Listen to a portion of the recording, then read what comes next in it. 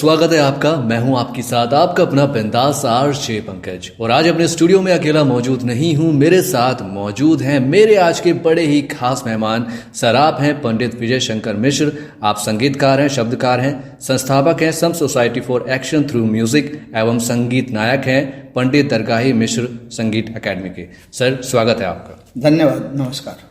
Sir सबसे पहले हम यही जानना चाहेंगे आपके शुरुआती सफ़र के बारे में, उसके बारे में आप हमारे साथ कुछ साझा करें। देखिए, जन्म मेरा संगीत के परिवार में हुआ। परिवार में 300 साल से संगीत है। अच्छा। तो ये सफ़र कब शुरू हुई मुझे भी पता नहीं, कब सीखना शुरू किया मुझे भी पता नहीं। 7-8 साल की उम्र में पहला स्टेज प्रोग्राम दिया था आरा में, बिहार में।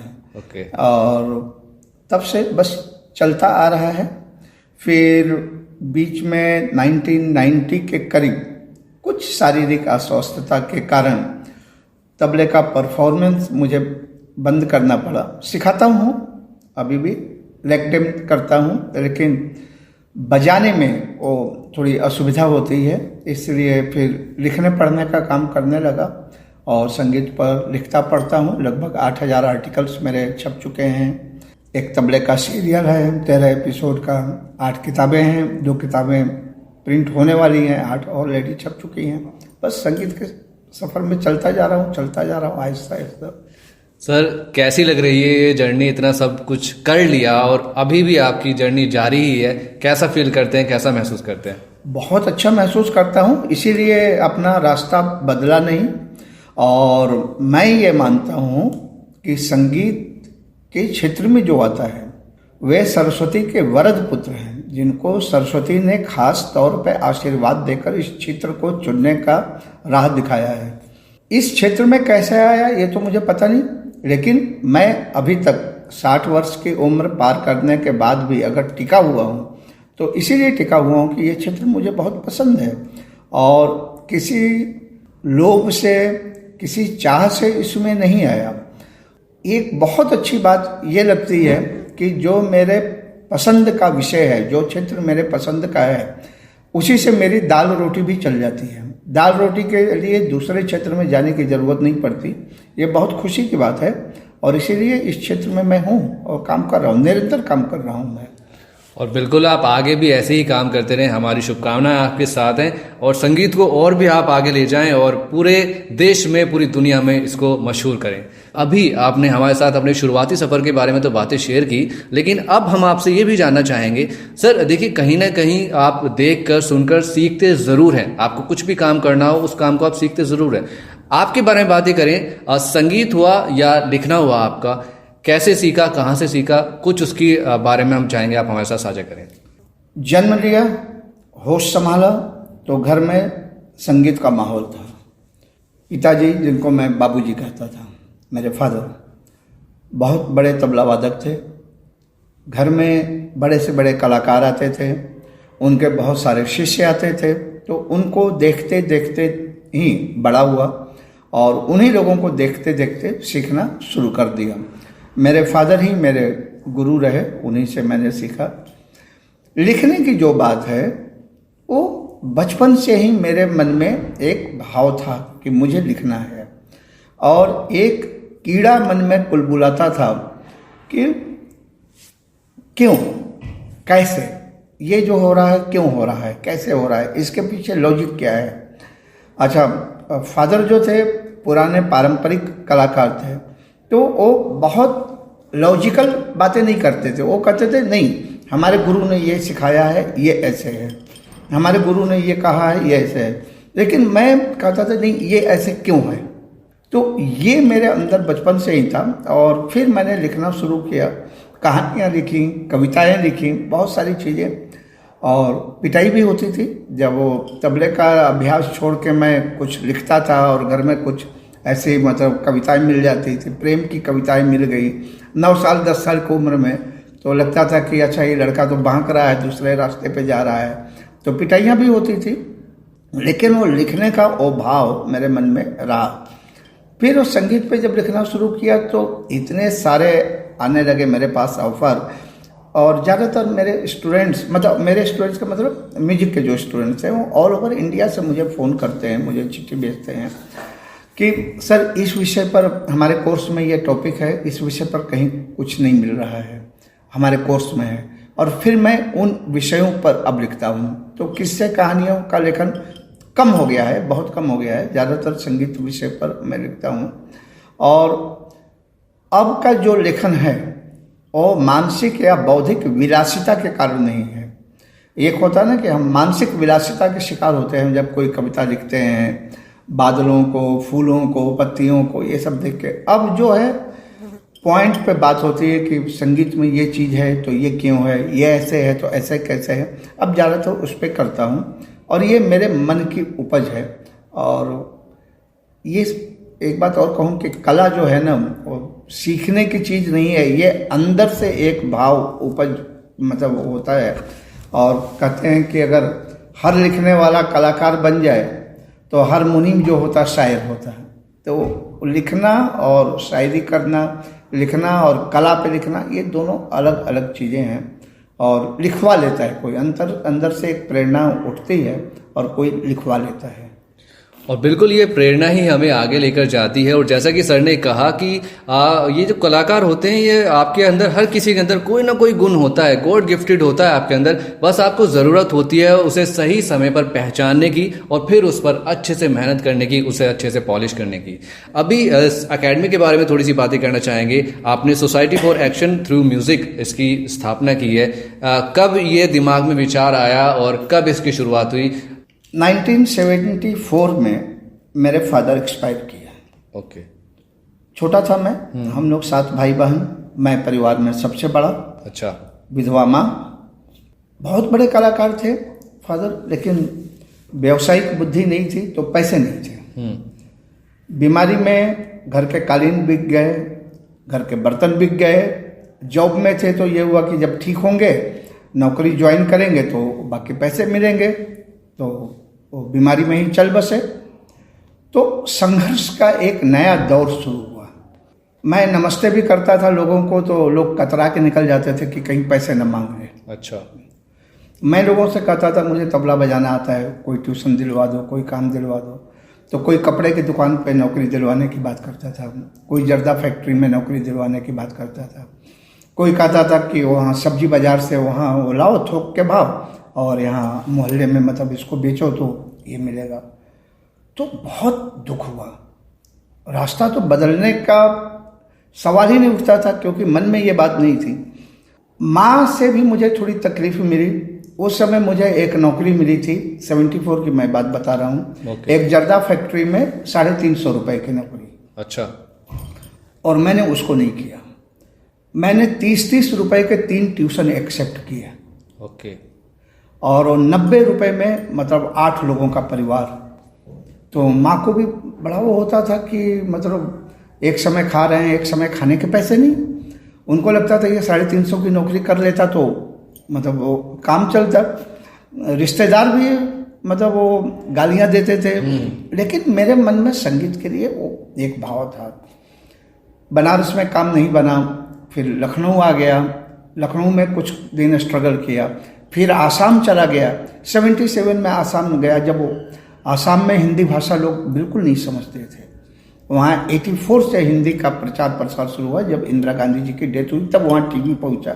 और तब तो इस तरह मैं भ्रमण करता रहा, समझे ना। एक समय खाया, एक समय नहीं खाया, इस तरह से करके। उसके बाद मैं 90 में दिल्ली आया, 1990 में, और थोड़ा सा स्टेबल हुआ, थोड़ा काम धाम शुरू हुआ। तो मैंने सोचा कि जिस स्थिति से मैं गुजरा हूँ उस स्थिति में अगर कोई कलाकार हो, और संगीत की साधना करने वाले कई ऐसे लोग हैं जो अच्छे पढ़े लिखे हैं, वो किसी भी क्षेत्र में जाने के लिए स्वतंत्र हैं, हाईली क्वालिफाइड है, लेकिन उन्होंने म्यूजिक को चुना। लेकिन वो किसी घराने को बिलोंग नहीं करते हैं, उनके ऊपर कोई म्यूजिकल गॉड फादर नहीं है, कोई उस्ताद नहीं है, उनके लिए काम करना चाहिए। फिर मैंने ये संस्था बनाई, society for action through music, जिसको शॉर्ट में हम SAM सम कहते हैं। सम संगीत का एक बहुत अच्छा फॉर्म भी है जहाँ से हमारी यात्रा शुरू होती है। और इसमें हम जो बहुत नामी कलाकार होते हैं, जो बहुत घरानेदार हैं, जो बहुत बड़े उस्ताद के बेटे हैं, उनको किनारे रखते हैं। उन लोगों को करते हैं जो म्यूजिक से सचमुच प्रेम कर रहे हैं और इसमें स्ट्रगल कर रहे हैं। जो लोग महीने में 20 प्रोग्राम करते हैं उनको हम नहीं बुलाते हैं। हम उनको बुलाते हैं जिनसे हम कहते हैं कि अच्छा ये जनवरी का महीना है, अगस्त में तुम्हारा प्रोग्राम रखेंगे 8 महीने बाद, और वो आज से रियाज में जुट जाते हैं कि 8 महीने बाद हमको प्रोग्राम करना है। तो ऐसे करके इसकी शुरुआत हुई और 2004 में इसको हमने रजिस्टर्ड करवाया। सोचने की एक अलग तरह की प्रवृत्ति रही है। तो म्यूजिक एजुकेशन का जो सिस्टम है वो मुझे बहुत अपील नहीं करता है।